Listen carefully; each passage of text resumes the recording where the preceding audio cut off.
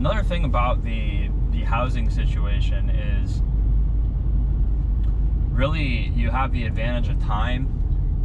In our particular market, like if you bought a house 10 years ago or 20 years ago, it seems the consensus is that everyone thinks it's always expensive whenever they buy, but the value of the home appreciates much more than the average, like raise that someone gets. If you're on a salary and you get maybe a 5% raise, which is, I think for a lot of places, is higher than usual. 5%, especially in today's world, it really doesn't even keep up with inflation, not even close. And the yearly appreciation in the value of a house, for example, the house that I am renting right now was bought for around, I think it was $110,000 in 1999 or 2000 or 2001, right around that period. So about 20 years ago. And it's worth right around $1 million now. Just that, it's really just the piece of land. The house is a very old, basic house. They would demolish the house and build a new house on it, but the land has appreciated to where if you wanted to buy that house, it'd be $1 million. So that's much more than 2% a year or 5% a year or whatever you're getting as a raise.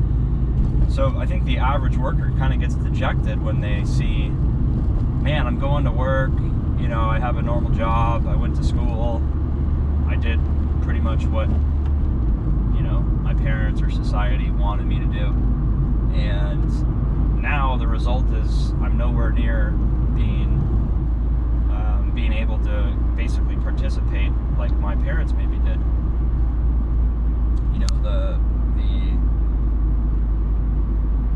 The amount of years it takes you to save up the money, every single year that goes by, the price of the house is appreciating, over 10% or more, and your income is not keeping up. So like your purchasing power is less. The prices of everything, just normal everyday goods, are going up. The amount of money that you can save is less, because even though you're getting a nominal raise, more of that money that you're earning on a monthly basis goes towards expenses, right? Your rent's going to be higher, the grocery store bill is going to be higher, your car is going to be more expensive. If your car needs a repair, it's going to be more expensive. Everything is more expensive. And a house is going to be even more expensive than all that other stuff. But so even though you think you're getting a raise, 5%, 3%, even 7% or 10%, it's really for the average person not enough to combat inflation and the rising prices of housing yourself, especially in like this market that I live in. It's absolutely ridiculous. I live in the Seattle area. The average price of a house, I'd say in this general area that is not a complete dump, is at least $750,000, and that is for a very modest house. Nothing nice, 3-bed, 2-bath, 12 to 1,500 square feet. That's going to be at least $700,000 to $800,000 anywhere really around the Seattle area. So really not doable for the average person. Again, they don't have the down payment, and they certainly on their income would really be stretching their monthly budget, because that mortgage payment would be at a 6 to 7% interest rate on a mortgage payment. It's going to be very, very hard to comfortably do that. So something has to give. Prices are going to have to come down, which I think that's starting to happen, but they've already ran up so much where a 10% decline doesn't really do much.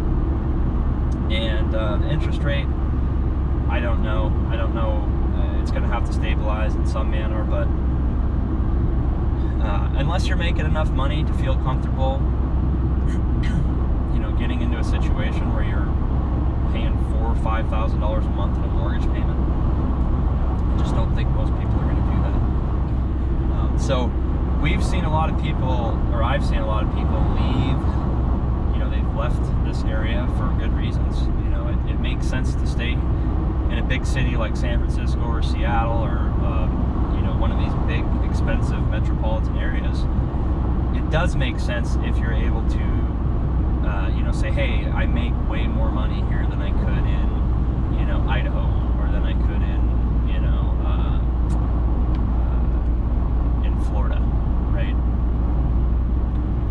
But for myself, and I think a lot of other people, it's like, you know, I don't make enough money to justify staying here.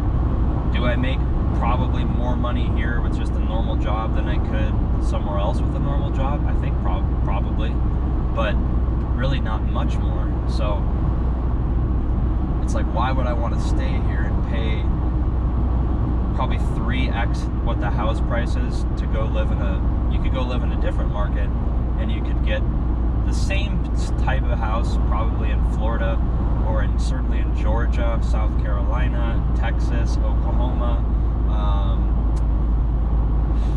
and a lot of other areas would be, you know, I said it was $750,000 here in Seattle for kind of an average starter house.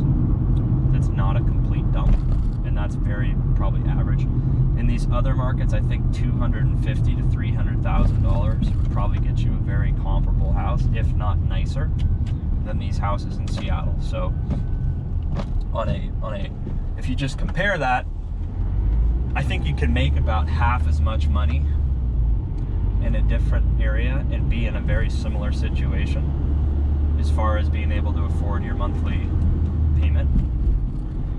And that's what you see, you know, in these other areas. A monthly mortgage payment is like $1,500 to $2,000 a month for a house that costs between, you know, $225,000 to $375,000 roughly.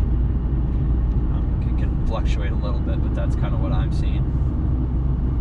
If I look at, I don't even consider buying a house here. It's totally off the table, because not only would you need close to $200,000 in a down payment, but you'd also need double that in the form of a mortgage payment at least. So your monthly mortgage payment would be at least $4,000, but probably higher. And certainly for me, that's crazy. You know, that's I don't make enough money at my current job to get anywhere near that, not even close. So that's kind of the reality I think I'm faced with is, hey, if you want to kind of be your own person, you have to move. Or you can make more money, right? You can make more money here, which again, that's always an option. You can say, hey, I just need to make more money. That's true. There's two parts of the equation. The equation is I need to make more money, or I need to move. And if I don't make more money, then I'm always going to be a second-class citizen in this area, because you'll never have enough money to get above being an apartment dweller or a renter. And I think you can improve your quality of life. Hey, I might not make more money in Florida or in Texas or in Georgia, but I can get the same quality house on more land for, you know, a third of the price. And that's kind of what I think it comes down to. I think a lot of people just, you know, they were born here. I'll put myself in there. Hey, it's very difficult to leave where you were born. All your stuff's here. Maybe a lot of your family's here. It becomes very difficult to just say, I'm gonna move, right? Because you have to move all your stuff. You have to go to a place where you don't know anyone. You have to figure out a new housing situation, because obviously you don't want to stay in a hotel for an extended period of time. So that's why a lot of people end up just, you know, staying in an apartment for years and never really changing anything. But the more you do that, the harder it becomes to dig yourself out, because you're just burning money every month. All your expenses on a monthly basis. You know, your income is enough to cover your monthly expenses so that you exist and you have a place to sleep and a place to eat. But you don't really have a lot left over at the end of the month. So you're really just kind of spinning your wheels and not necessarily going anywhere. So as you continue to get older, you realize, geez, I really don't have a lot of money here. I need to I always need to have a job so that I have enough money to pay my monthly expenses. As soon as I don't have income, I am screwed. And that's the statistic where, like, I think it's almost half of Americans don't have enough money to pay like $500 if an expense were to come up. I totally believe that. Their income is all accounted for. There's not, you know, thousands of dollars left over at the end of the month. There's not, you know, a bunch of liquid funds that they have access to. So it's kind of money in and money out. You know, I get paid every month or every 2 weeks. As soon as I get paid, all my money is kind of accounted for. I have a small amount of money that I can use towards other stuff, and it's really just not enough. If one or two things happens that's not good or unexpected, oh crap, I can't pay for it, right? So that's why you see like a rise in credit card and credit card balances, and people is just overall not having a lot of savings. So especially now as we get into like the new year, it's, hey, if the economy is tougher, if these jobs, a lot of these jobs are maybe going away, automation's coming online, if a lot of people are out of work, it's going to be even more of a it's going to affect a lot of other sections of the economy because people will stop spending. So it'll be interesting to see, but really the whole point here is the